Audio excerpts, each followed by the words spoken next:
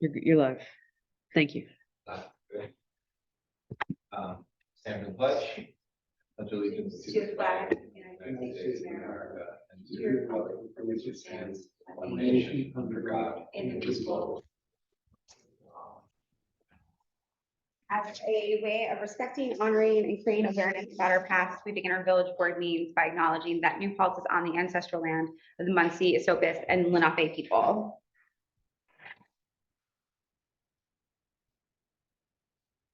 In terms of the agenda, I'm looking at the consent agenda, anything that's added. Item number 3A, approve the mayor's attendance at the NICOM winter legislative meeting. And approval of payments. B, application number 3, contract consent. This is related to the CDBG project with New Paltz and Amity Construction. And also letter C under 4, pay Millbrook Preserve Bridge project to Green Meadow Enterprises. And then item number 5, approve request to waive the 30-day waiting period for main course to submit an application to the New York State liquor license. So that's everything to be added to the consent agenda. So I move that we accept the consent agenda as amended, and I also move that we approve the consent agenda. Second. All in favor? Aye. And then business agenda, we need to add item number 3 related to the well projects at Moriello Pool, as well as the projects at Mountain Rest Road.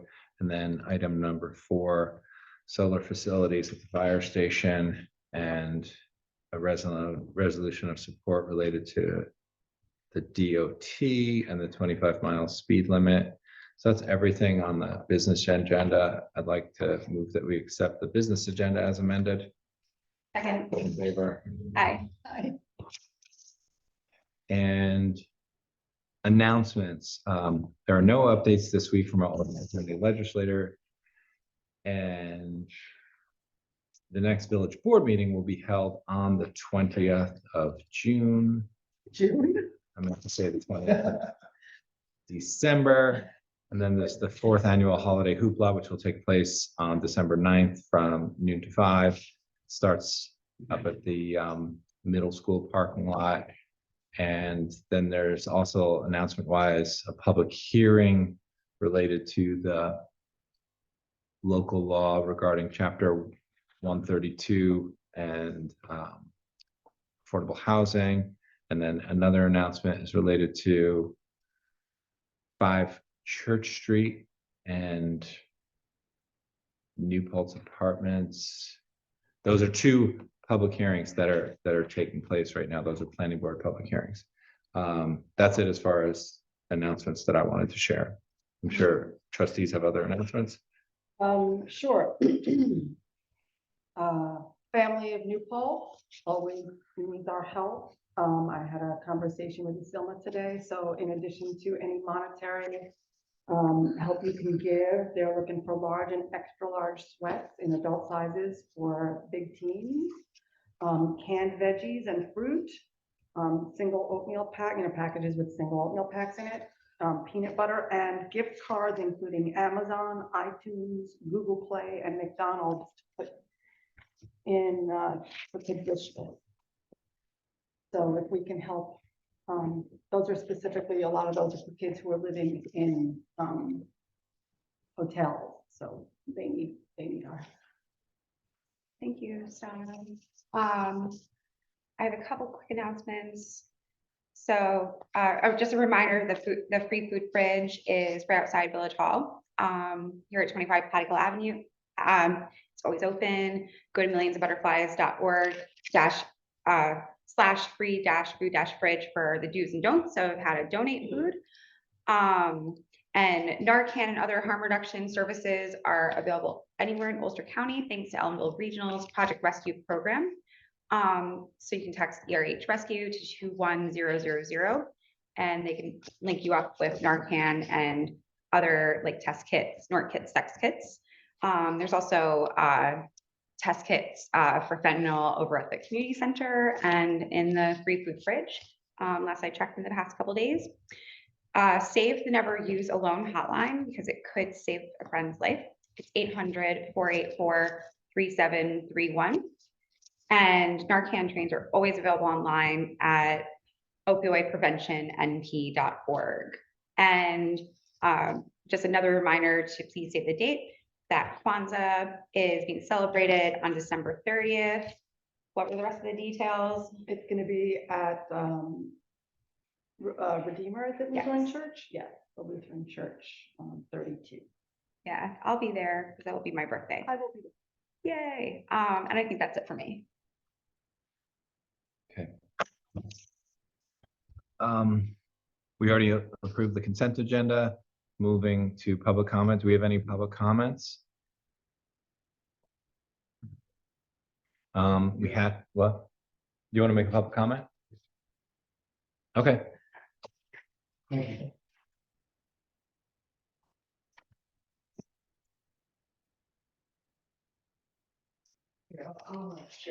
on the screen afterwards, if you see Dan wants to do a comment here. Okay. Thanks. You could,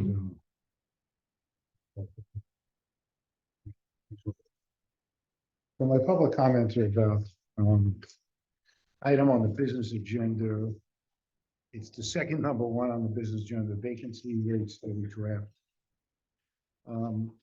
So at the last meeting, I handed out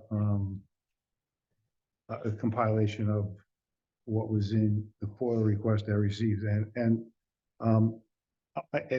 with respect to one property, I had the wrong number of units, which I corrected. And then I also made my list coincide with the vacancy studies, the excluded properties. So now we're in sync with respect to the number of units and the included properties. And the difference is the vacancies at 21 Colonial Drive. And when they're included, the vacancy rate is at 5.3%. Now, just following through. So, in the draft study, those 14 vacancies were excluded. And I have here a copy of an email that was sent to the village. It was sent to you, Tim, by Camilla Conklin, who is the vice president of Campson, on October 16th, stating that there were in excess of 5% vacancies at our property. The number of apartments at our property are public knowledge, and so essentially this was a constructive notice of the number of vacancies at our property in the possession of the village on the 16th of October.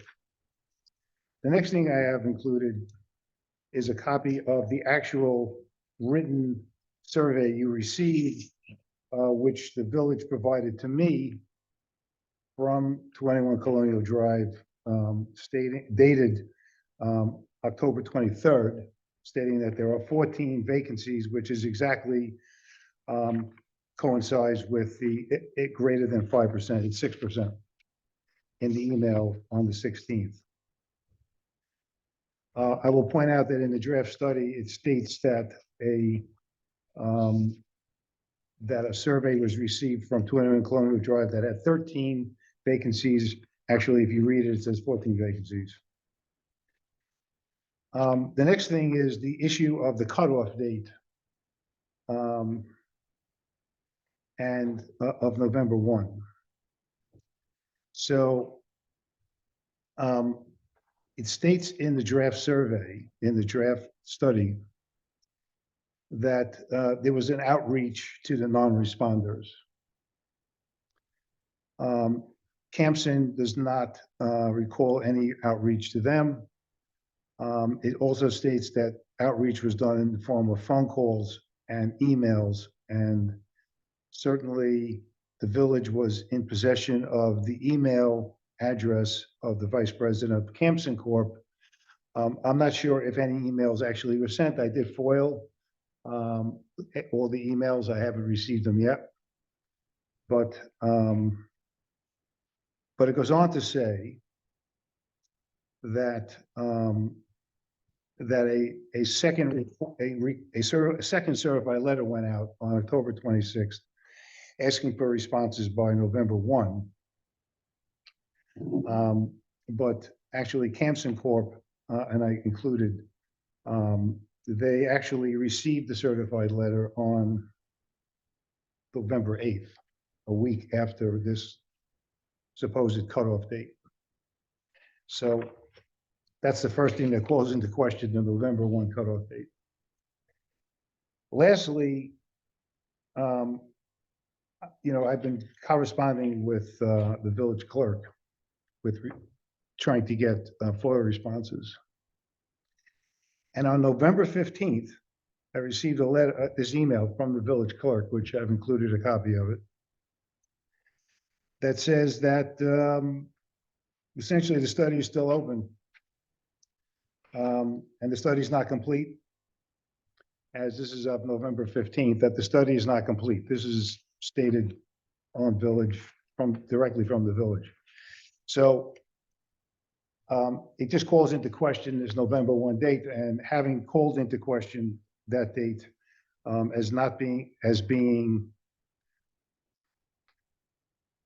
the question is, are we trying to get to the truth of what the vacancies are, or are we trying to get to a predetermined outcome?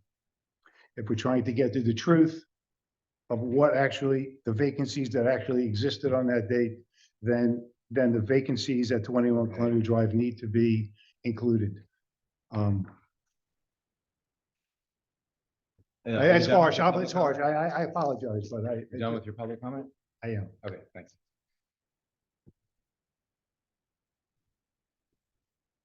And then Daniel had his hand up on the Zoom. Daniel, go ahead. Do you want to state your name and your comment? Yes, thank you. Hello again, Village Board and Mayor Rogers. My name is Daniel Atona. I live in the city of Poughkeepsie, but I attended SUNY New Paltz and still organize there in that area with For the Many. So yeah, the Emergency Tenant Protection Act of 1974, as amended in 2019, allows municipalities in any part of New York State to opt in to rent regulation for buildings with 6 or more units built before 1974. The requirement, as you know, is that the municipality must first conduct a housing vacancy study of the ETPA eligible units to determine if they have a vacancy rate, and this is to quote the law, not in excess of 5%. So that's the exact wording in the law, which would mean 5% or less. If those buildings with 6 or more units built before 1974 are found to have a vacancy rate not in excess of 5%, then the city council, town board, or in this case, village board, can declare a housing emergency, opt into ETPA, and appoint a rent guidelines board to regulate rents in ETPA eligible buildings. This has happened many, many times in many, many downstate municipalities. The vacancy study conducted by the Village of New Paltz found a vacancy rate that is well below 5%. This vacancy study had a solid methodology, very clearly laid out as it should be, and outreach was done to property owners by mail, email, and phone calls. I don't have a ton of sympathy for a property owner who did not respond after receiving mail, email, and phone calls, reminding them how important it was to fill out this vacancy study. They had the ability to do that. If a property owner, try to imagine, right? Try to imagine a situation where a property owner is trying to collect rent from a tenant, and they remind their tenant through mail, email, and phone calls that your rent is due. Do you think they would have mercy? Do you think they would grant an extra 3 months to that tenant to pay that rent? They would say, no, I contacted you by mail, email, phone call, and you did not get back to me. So I do not understand why landlords should be granted this mercy, this grace to submit responses after a clearly stated deadline. So the survey window was November 22nd, 2023 until November 1st, 2023. November 1st then is the deadline. Responses after that should not be considered. Again, like think when you're paying your taxes to New York State, right? If you tell New York State, like, I forgot that April 15th it was due, they would not say, don't worry about it. They would say, we had a clearly stated deadline. You had until the deadline. And after that, there's a penalty or it's not included or whatever. In this case, anything submitted after the deadline should just not be included. Otherwise, it kind of defeats the whole purpose of doing a study and laying out a methodology. It's not a study of what's the vacancy rate, over the last 3 years in the village of New Paltz. It was a study of what's the vacancy rate between September 22nd and November 1st. As long as that's clearly stated and clearly communicated to the property owners, then I see no problem with sticking to that time frame and only accepting things within that time frame. Anyway, appreciate the hard work of the city staff and the village board in considering this. But apologies, I just do have a little frustration aimed at the property owners, not the village. Thank you. Thanks. Any other public comments from online? No? Okay, so let's move into our public hearing. Do we have anyone who wants to make a comment related to the public hearing that we have open?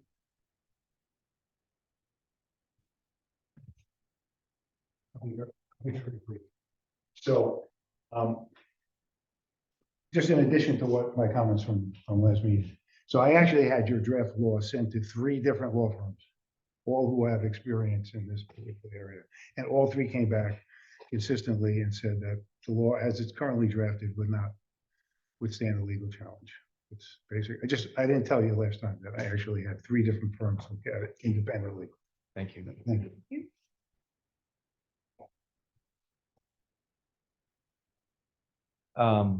Any other public comments regarding this hearing that's open? What does our board think about closing this public hearing? Okay, because I think we should, because I think that there's gonna be major updates coming out of SCOTUS in the coming days. They're conferencing on that very question that,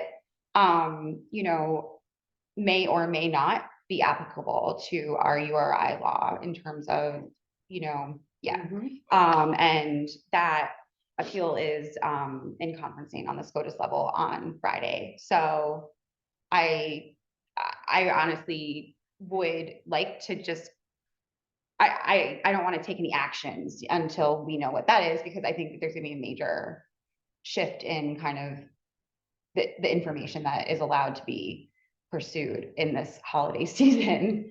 But we can close the public. Yeah, I think we can close the public hearing because I think we need the SCOTUS to weigh in on that big You appeal. want to make that motion? Yeah, I motion to close the public hearing on the unreasonable rent increase law. I second.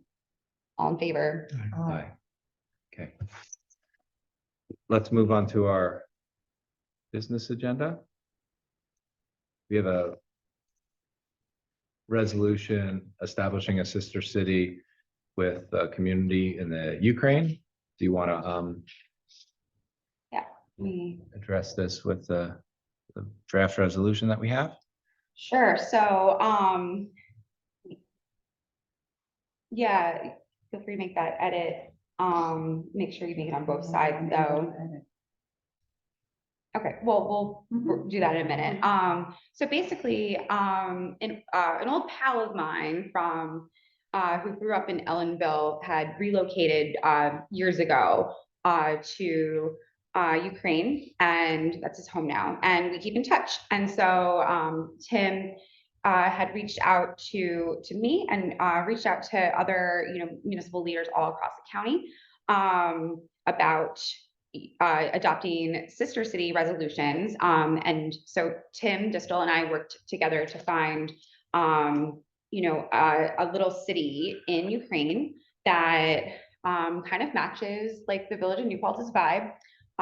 They have a university in their community and they're rural, and seems like we have just a lot of ideas and values in common. So we worked together the past few weeks on this resolution in both English and in Ukrainian, and I'll just read the English. It's pretty straightforward. Whereas on February 24th, 2022, the armed forces of the Russian Federation launched an unprovoked and illegal invasion of the sovereign domestic nation of Ukraine. And whereas the attacks by the Russian Federation have resulted in a devastating humanitarian crisis for Ukrainian civilians, and Whereas Ukraine is a distinct culture with a long, rich, and proud history, which under the UN Charter has an unalienable right to self-determination and security. And we're going to take that next paragraph out later because we couldn't really match it up. So whereas Novosibirsk and the village of New Paltz share common values, such as striving for a just, peaceful, and cooperative free world. And whereas Novosibirsk, sorry, I keep doing it wrong, so we've all been working together at 2 a.m. doing this. Novosibirsk and the village of New Paltz pledged to work towards mutually beneficial exchanges that will strengthen our culture, society, and economies.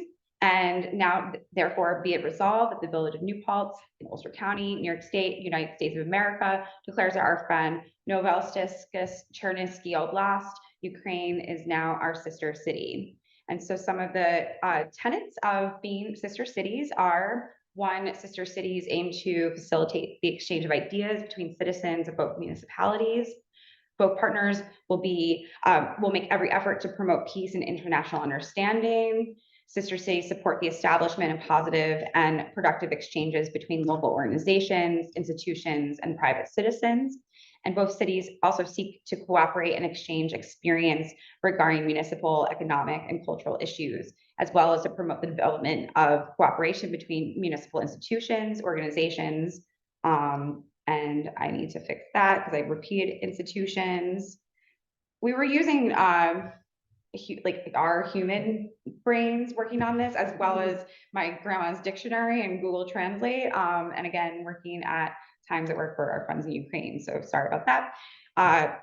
Another tenet of this is the economic development of both cities should also be expressed in mutually beneficial collaborations, which aim to prepare and implement relevant programs.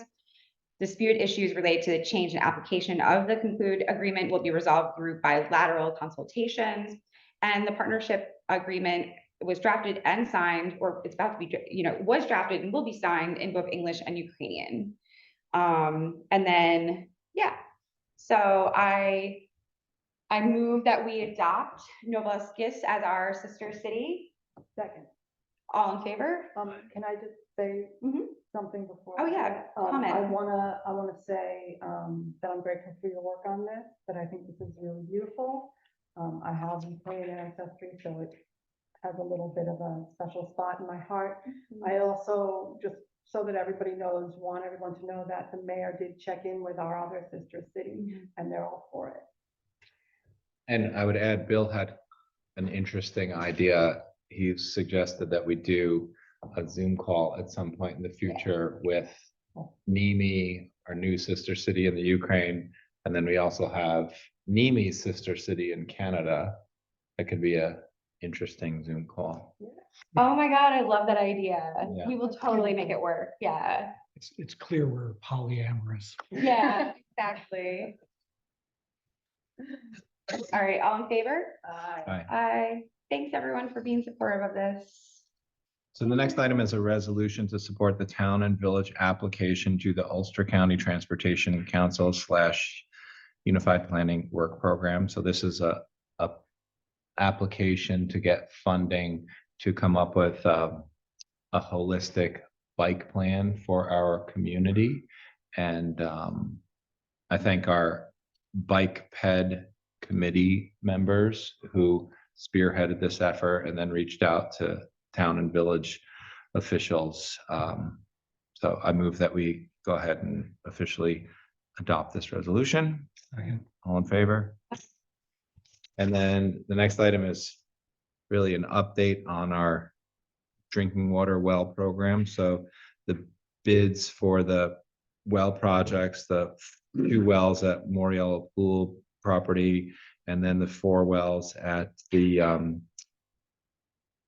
water treatment plant property up off of Mountain Rest. Those bids will be opened this Friday. Oh, am I reading that correctly? No, bids will be accepted until 11 a.m. on Thursday, December 21st. And then they will be opened on Thursday, the 21st. So this is just an update that the bids will be accepted up until the 21st for both of those projects, where we have our fingers crossed that they come in favorably, so we can finally get those 6 wells connected to our drinking water system, and so we could buy less water from the DEP. Next item is also an update. Some time ago, we had asked Ted Nitza and his firm to compose an RFP to have solar installers submit proposals to put panels up on the new firehouse. So we've been nudging Ted. He said we should have that this month. Right. And then the next item is the vacancy rate study discussion. So any board members want to open that conversation up right now? Yeah, so I mean, just to give everyone a sense of what like the process looks like, so last meeting, we had the first, exposure to the study. And when we refer to the study, we mean the results, like the, compiled like essay basically that we worked with Kai from the Ulster County Planning Department, who is in charge of Housing Smart Communities initiatives, to compile. And so what that includes is the results of the study that went out, like the actual study and the methodology. It includes all of the responses that came back and the methodology for, why, what was included and what wasn't. So we have it on our agenda for, second look tonight in discussion. And the next step would be to, move forward with a public hearing. And then that would be, kind of the opportunity for the community to weigh in if we wanted to go that route.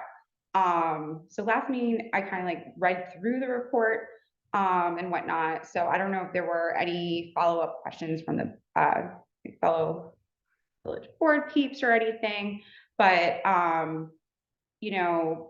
basically the formal survey results identified a net vacancy rate of 2.7 for ETPA qualified rental properties.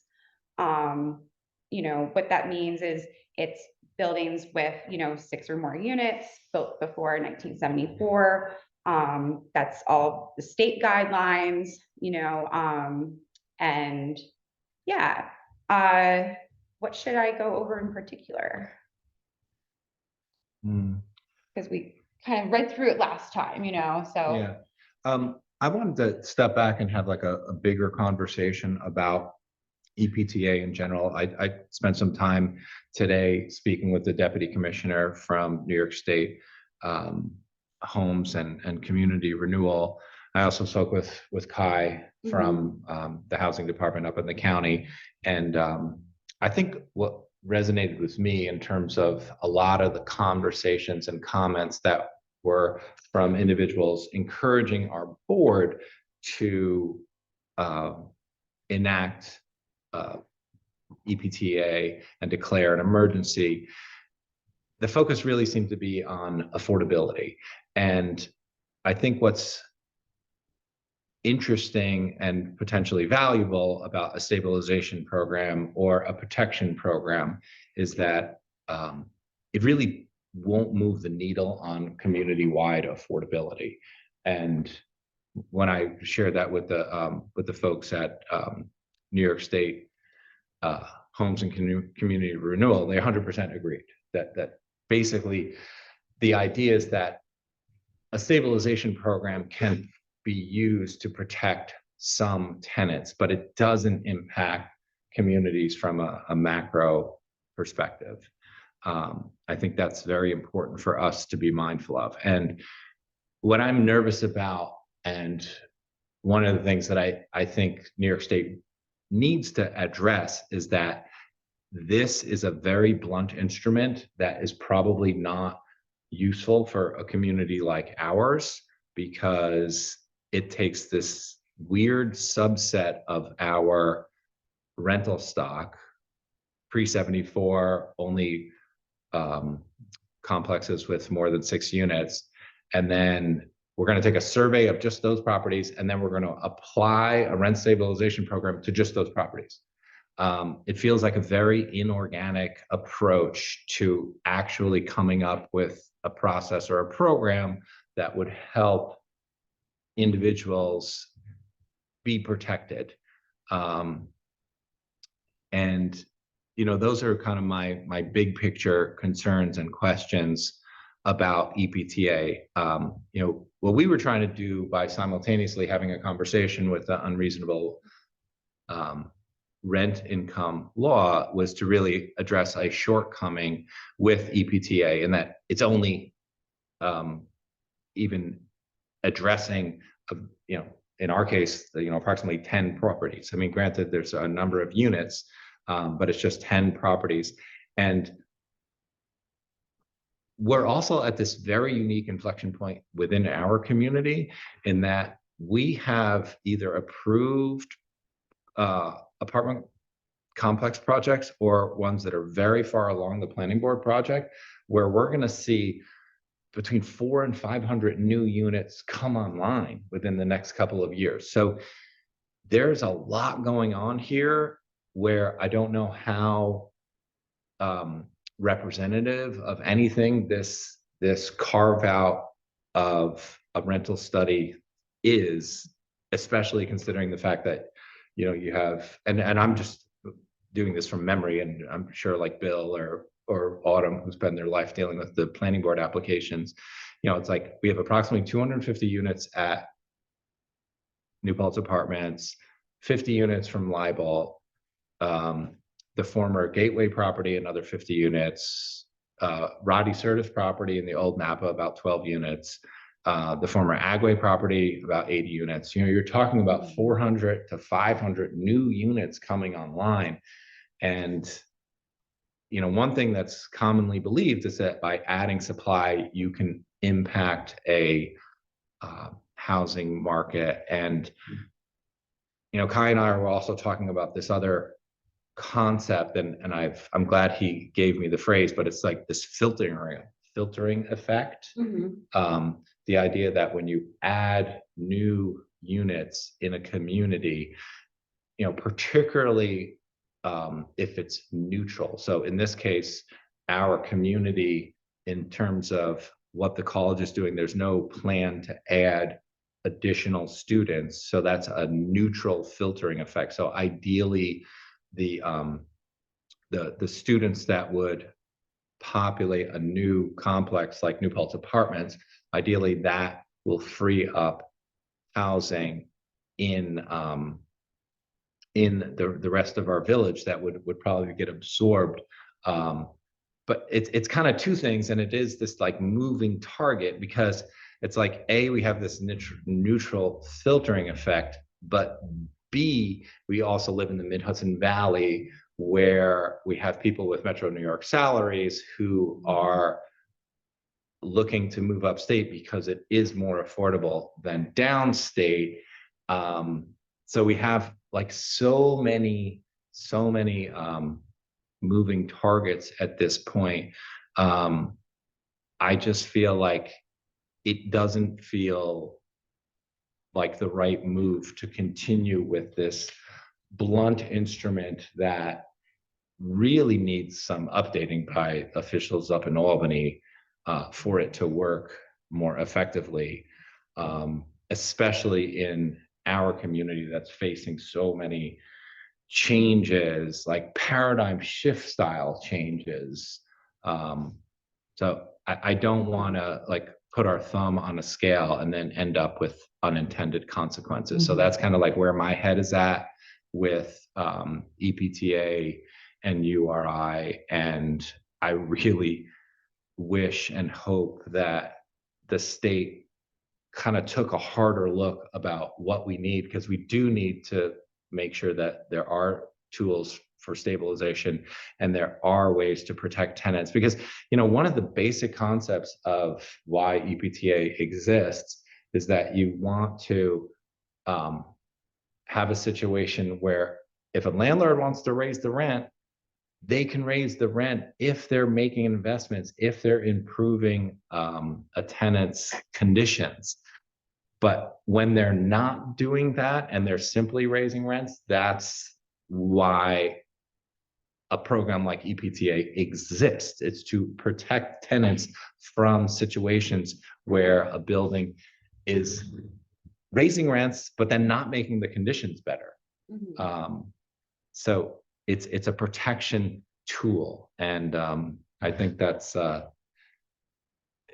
it's a valuable instrument, but it's not an affordability tool, especially because of all the other macro factors that I tried to touch on that I'm sure someone with more familiarity about how these things work could explain it a whole lot better than I tried to. So what do we do, like, in that whole conversation to make sure the folks, who are housed currently don't get displaced? Because, we've heard from, hundreds of people the past 2 years alone, like who live here, who share stories about like what the end of term, like a lease term looks like, when they're trying to negotiate like re-signing a lease. It almost always includes, a rent increase. Sometimes it includes a rent increase that is bonkers, like all the folks over at Turtle Rock Apartments, for example, the $700 a month increases they've been facing. Those are all folks who work at the college for the most part, that I've been talking with,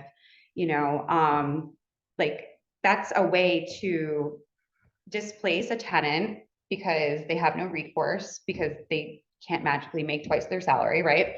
And it also is a way, it's like once that tenant's out, they don't put the price back to, what rent was at when that tenant moved in 12 years prior, right? They increase the rent for the next person. So you're starting at a higher price point than originally, and you have a, local family or individual being displaced from our locality. So what do we do to address that? And obviously, in doing this study, we saw that like not all of these different apartments that face these would even be included in ETPA. Including Turtle Rock Apartments. Exactly. So that's why unreasonable rent increase would make a lot of sense. And that law, interestingly, is like basically without that law on the books, like you technically like could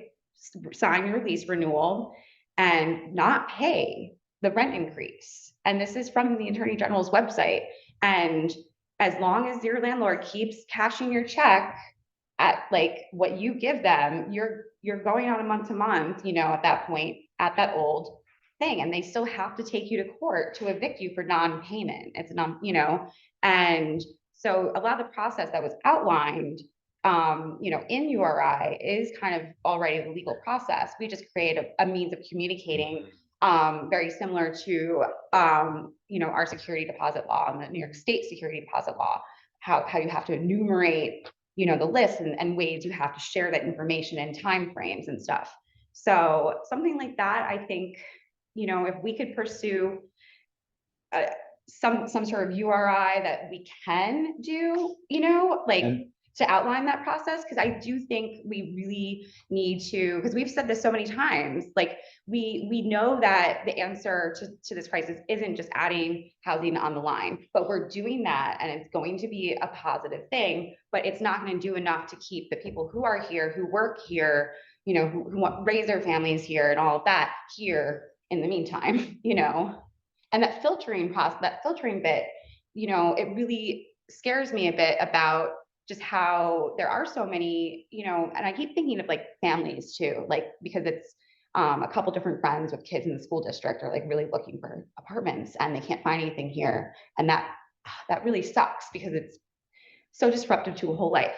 So what about that aspect in that whole filtering, like those people are still not being helped, and I guess ETPA might or might not have helped them because they're currently displaced anyway, but we need something, we need something to make sure that when, tenants in our community who are, we have a higher turnover rate, annual turnover rate than any other place in New York State. I looked at like, look at the census, like people are being, displaced by rents going up, and the rents for the next person are up from that. And like, it's just, that's out of control. So what are we gonna do about that? Like, we really do have to figure out a way to stabilize housing and also further, empower tenant landlord relations to have that conversation, that negotiating power, like we have to figure out how to do those things. What about the idea of a disclosure law where you take the guts of the URI law and you require a landlord, if you want to raise rent, you have to disclose the reasons why. And Will and I, our attorney, I've spoken with him about that, and he's like, that could fly because then you're not dictating how much you can raise a rent, because what we tried to do with our security deposit law before the state did it was exactly this, to encourage better landlord tenant relations, to encourage communicative relationships. And Will pointed out, well, what happens if you have a landlord who then discloses a reason and it's just like a nonsense reason? I'm like, well, that's fine. The unsavory landlord who doesn't want to provide real information, they're showing their true colors. But I feel like most landlords appreciate the idea of like, well, here are the guidelines. Here is how I can do a better job of being communicative with my tenants so they feel safe, so they feel like they understand why rent is being raised. And then it also, I think, forces a landlord to think hard about like, well, what is a equitable rent increase, and is it defensible? Can I attach it to reasons that might include an increase in taxes, insurance costs, were renovations made,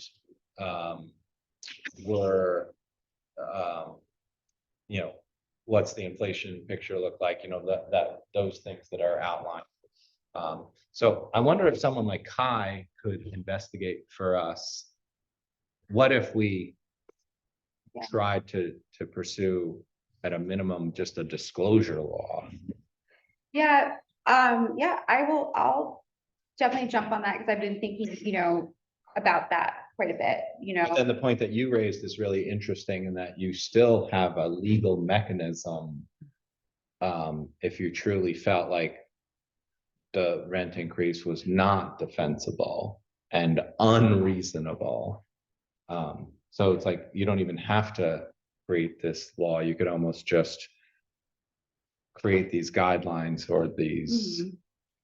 Like either way, Suggestions. you still have to be taken to court, to be evicted, like no matter what, like that, like whether you write it into another law or not, like that's the process, and that's above our pay grade. We just need people to know what the process is. Yeah.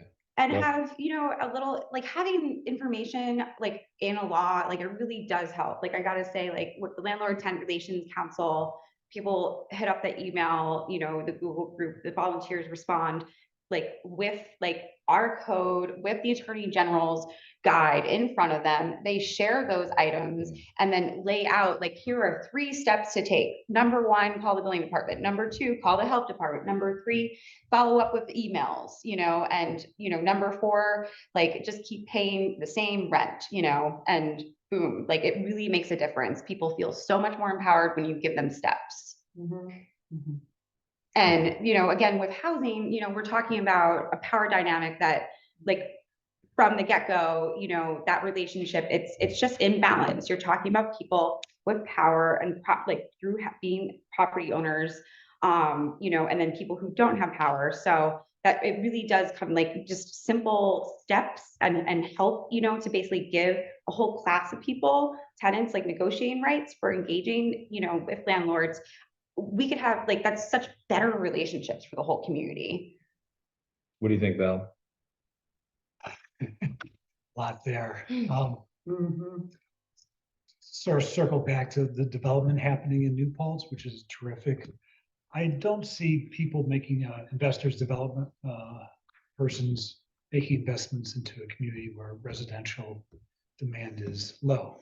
I would imagine that each of those units are going to probably be filled within a very short period of time. And when you look at the New Paltz apartments, that's a very specific population that it's going to appeal to. So that sort of eliminates a large part of the population that could possibly be housed in that. Yeah, but not housed there, but the idea, and this is the same conversation that occurred in 2012 when that, this filtering effect, it's like it then frees up other rental stock in the rest of the Yeah, village. one of our planning board members questioned that. And That's what the If there was- filtering effect is. yeah, there's studies that- she wanted to see some of that data as a show. So if we could supply the planning board with that, because that seems to be a recurring question, whether or not that would happen. My guess is yes, it would reduce some of the demand on village properties, but to what extent would that be? But circling back to these points, yeah, I like your idea about disclosure. I mean, that's a terrific route. What recourse does somebody have once that disclosure is read and met, and does it go before a judge? How much of the disclosure is necessary? So we'd have to set up sort of parameters for what that disclosure.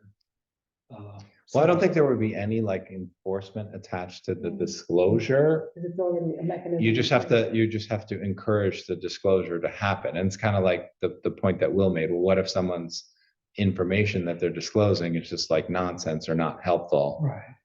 There's not really a whole lot of recourse, but from my experience, I feel like most people want to do the right thing and they do appreciate guidelines. I totally agree. Landlords do appreciate, like, okay, this is what I got to do. Like, these are the I's I need to dot. This is the information I need to share.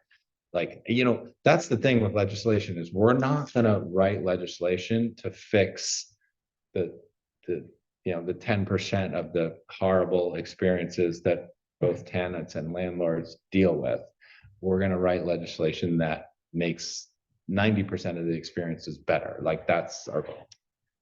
We really need to encourage everyone to communicate better and to work together and cooperate, and remember that we're neighbors, and we don't all want to live in a community that only rich people can afford to live in, and et cetera, et cetera, et cetera. I totally agree with that, but there are bad actors. Of course, there are So- always going to be bad. And part of the issues confronting tenants and landlords are those bad actors. So Mhm. how is that dealt with? It's Right. not an enforceable action in any way. I question the purpose. That's all. I think, as a community effort, that's a great thing in terms of it's not enforceable in any way. Right. If but I if may- you're- It if leaves you're both giving- parties. If you're giving them the steps, if you're explaining everything to everybody, then that does encourage them to have better communication with the disclosure Okay. law, with it. You That's can what have I'm great saying. communication, still have. Well, a Can I- GPS There'll solution. always Can I be- just actually add to this? Sorry, before you go on with the what ifs, I love it. But with that one, just because I've been court watching, for the past 4 years, and also have had to deal with it myself way long ago too. And when you go to court, and like this is like such an issue for like our like all upstate courts too. Like, laws happen at the state level and stuff, and like they don't get like, a whole training weekend of like all the updated things and stuff. Anyway, when you go to court for these kinds of things, like you ideally have your paper trail, right?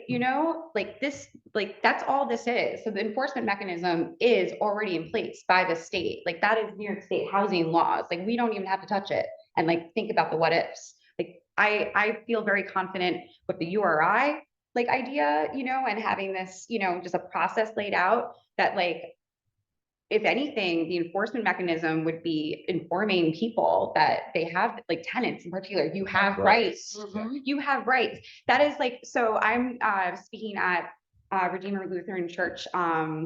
I guess this weekend it's coming up. So at a housing justice forum, and I have to conclude with like one action to take. And I've been asking advocates, attorneys, everyone who works in housing, what do you think? And they're like, honestly, after having watched New Paltz all this time, the number one action people can take to really change the housing conversation is learning your rights. Mhm. Know your rights. And I really think that like a law that just outlines the conversation and pushes things to that mechanism that already exists, that'd be pretty good. And we would be empowering people to have the paper trail that too often they don't have. We had a fundraiser at Snugs last night for my friend who just got displaced from her apartment. There was raw sewage spewing in the walls and all this stuff. And like, she didn't know, and like, and then once she realized there's a leak, you know, she just called the landlord a couple times, didn't even like mention it to any of us, like her friends, like until like, she was like, oh, like, I just need my landlord to come. It's starting to get kind of smelly. It's weird. Just keep not coming. Well, now she doesn't have a home. The landlord has a big problem to fix that he probably has had to fix for a long time. And, you know, like there's no paper trail for either of them, you know, like everyone's screwed in this situation and it just stinks. And we want to avoid that. Like it literally stinks. We want to avoid those situations. So I think that would be a good thing to explore. I didn't mean to cut you guys off, but I'm like, I don't think we need to think about the enforcement. So let's, if you want to explore with someone like Kai, if a disclosure law, because that's what Will and I discussed recently, if that is a possibility or what their thoughts are. So I do well, with the like ETPA discussion though, because now it's like a vacancy rate study, like a process that's like partway through, and that Yeah. for me is hard. well, I think we learned a lot. Yeah. I don't think we should spin our community's wheels or our wheels with a public hearing for a process that I personally would struggle with at this point. I don't think it's a great fit for New Paltz. Yeah, you know, I gotta say the fact that, you know, there's no verification process really laid out, really like stinks about this process. And like there's one property that had responded, you know, early on, and they have a bunch of vacancies per their report, but per, you know, what they say on the phone to anybody who calls them looking for housing, you know, because I looked for a couple seniors that I'm trying to get housed someplace that I think they would enjoy with a pool. Yep. There's nothing. So that also makes me feel like just right. And again, uncomfortable. there's legislation in Albany that addresses some of this stuff. So it's like, you know, What are you thinking, Bill? what? What's Bill thinking about Which, continuing with this? it overall didn't seem very scientific to me. It seems as Alex has pointed out, that are people really telling the truth of what's going on? So I question sort of the validity of the study itself. I mean, in a rough sense, yeah, it gives you a rough idea. But It gives is you it like exact? a Right. rough thing. I'm not going to hang my hat on it. Right, exactly. Well, could I like motion to put it to a public hearing? You guys could all vote how you want, you know, like, so we can at least get the process done in my head in that way. I don't know, not They move. Yeah. Make a motion. when you move. I don't, I mean, I feel like, I feel like that's kind of setting us up for like some weird dynamic. Or Okay. someone's gonna vote yes or no, like Yeah, so I've seen this law save my mother. But I don't know how it would help. I mean, I see how it can help in some small way, but I don't know. And I don't know. I think what's interesting about, right, but Stan, I think what's super interesting about that, right, is like, it was useful for your mother in a city when it was closer to 1974. We are so far from. For almost 20 years, and I- it only got settled within the last. I know, but the law is written, so For it's the city. only for buildings constructed, but I get it. it doesn't, But does it but help it- those people? Does it help Kingston in that we're in solidarity? Like, I can't, I'm just trying to, Yeah. weigh everything, but I hear what you're saying. I absolutely hear what you're saying. I think Albany has a bunch of work to do. Have to handle it differently, and I would like Albany to fix this. Absolutely agree. And I want to help more people in our community, and I want to do it in a fair way. And I think we are doing what we can. Where the disclosure law, the fact that, you know, we have developers interested in building here. The fact that we're tweaking our affordable housing law. That's huge, yeah. if that actually does. Okay, so, Plus a lot of other steps we've Yeah. taken, STR, ADUs. yeah, Yeah, yeah, so we're pretty active on this, in this category. You know, I'm okay continuing to have this conversation, but I don't feel compelled to, it's like, we did the study. It is what it is. Okay, on that note, the Landlord Tenant Relations Council is looking to, in 2024, do like an informal, study of some kind, and Christina and Tony were starting to develop that. So, oh, I'd love to see that. yeah, literally just more like a housing needs type thing. Mhm. One of the outreach programs basically we could do for housing smart communities. And we're really filling up the Landlord Tenant Relations Council with new volunteers. We'll do some door knocking, lots of community events and stuff, and basically ask everybody what is it that you need that we don't have? And Figure out from there what we can do to help fulfill those needs. yeah, so maybe like we that. can do another kind of, study that is more Definitely. New Paltz and less, New York City. yeah, Yeah. and I think- stressful. All right, I want to jump to the next item. Mhm.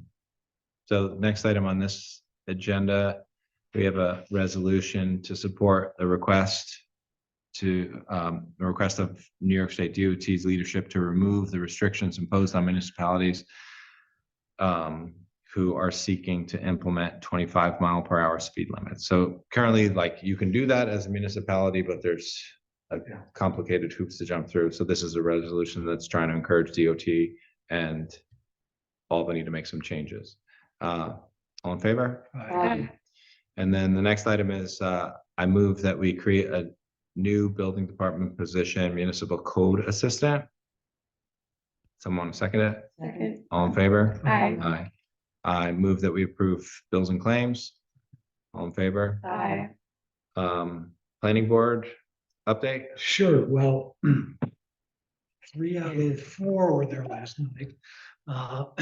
Discussion about a single-family home on Taylor Street. Public hearing will be held on January 2. It was a type 2 action determined by the planning board. Then the bulk of the evening was a discussion of New Paltz Apartments. Many people showed up for that planning board meeting.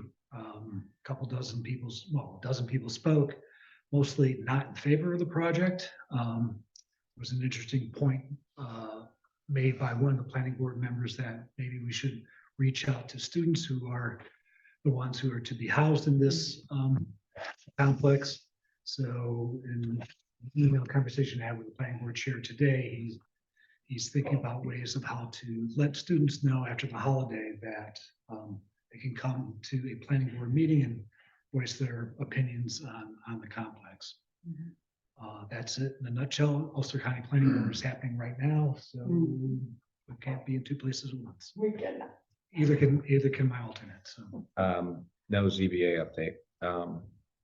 Anything else? Or I'm going to motion to adjourn. I'm sorry, I realized that I did not manage to add Duncan Dempsey's nomination. Would you like to add? Yeah, can we do that, please? Or For the you're in charge, lieutenant? but, I don't do it. oh, yeah, can we, can I make a motion to appoint Duncan Dempsey as a tenant on the Landlord Tenant Relations Council? And I don't have terms in front of me, but for whatever the appropriate term is, yeah. Second. All in favor? All in favor? Aye. Aye. I also, it was sent late, but I wanted to add that approval of that memo from our Oh, yeah. water billing Mhm. department, where Tony Saraceno was looking for a payment plan to make 2 payments towards his water bill. I thought his ask was 100% Yeah. kosher, and Same. I'm in support of it. Second. Aye. Aye. All in favor? Aye. Aye. Just wanted to, get that off everyone's desk. All right, Motion adjourned. motion Second. adjourned. Aye. Thanks. You will.